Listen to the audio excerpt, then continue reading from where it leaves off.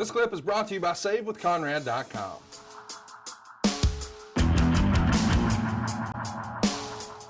Well, who gave you fits in the ring? Ray wants to know who was your greatest competitor.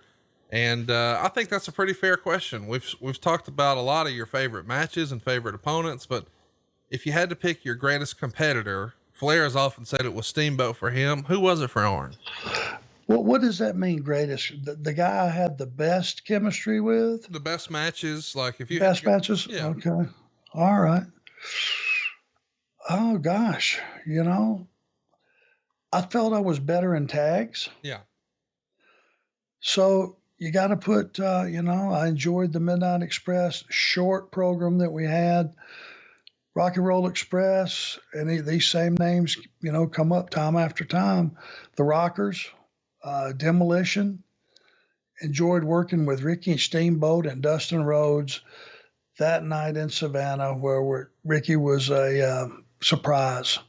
He had the dragon head on, and we switched the titles, Larry and I, to those guys.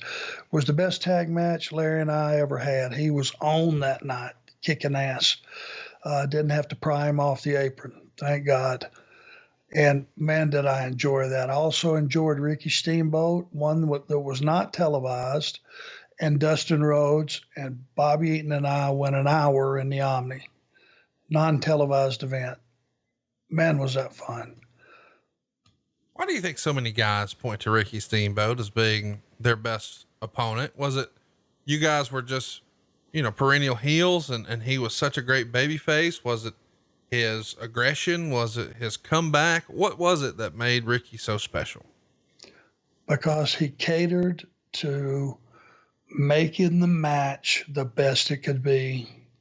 And he was, if not the best baby face, I'm talking pure baby face of all time. I don't know who was. I don't know who I'd put ahead of him. There might be some you can throw in there to, go, okay, well, could be either or, but he was so dedicated to selling and making that heel that he was working with the best he could be. He just was the total businessman. He looked incredible. His work was incredible. There was nothing about Ricky Steamboat that you could dislike. And he was the perfect babyface. And he made you as a heel just feel like a monster in the ring because he sold everything so well.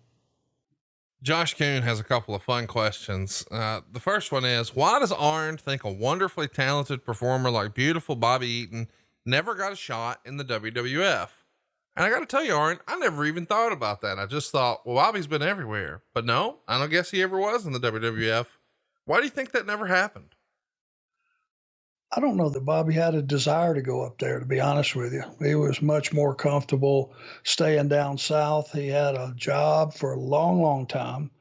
If you combine all the years that Bobby was with Cornette and Jim Crockett Promotions, Smoky Mountain, WCW, Bobby had a hell of a run. I'm not sure that he would have ever desired, because he did know and he did hear about how painful the travel was and how hard you had to work, and how, he would see living close to me how much I was gone. So I'm not sure he wanted to go. If he would have attempted to go up there, I would hope he would have went with Cornette, because that package would have protected Bobby a little bit. You got to be able to talk on the mic when it's called on, and that wasn't one of Bobby's strong suits. And as long as you had Cornette, nobody noticed. It didn't matter. Stan Lane was up there, just as a sort of interview guy, but it would have been fun to see a Midnight Express in the WWF. Interesting question here from David Law. I always like these examples because I feel like you're going to have fun with it. Would you rather fight 100 dog-sized Brock Lesnar's or one Brock Lesnar-sized dog? Well, that's horrible. The thought of being drugged down, bit, and then bit even harder and consumed by 100 Brock Lesnar weenie dogs. is an unbelievable nightmare. Oh my God, I don't know why that's funny, but it is. Hey, it's Conrad Thompson. Thanks for checking out the podcast here on YouTube. Be sure to hit the subscribe button and the notifications bell so you get a notice anytime we upload some new content. And go save yourself some money right now. If you're in a 30-year loan or you have credit card debt, it's not a matter of if I can save you money. It's a matter of how much. Find out right now for free at SaveWithConrad.com.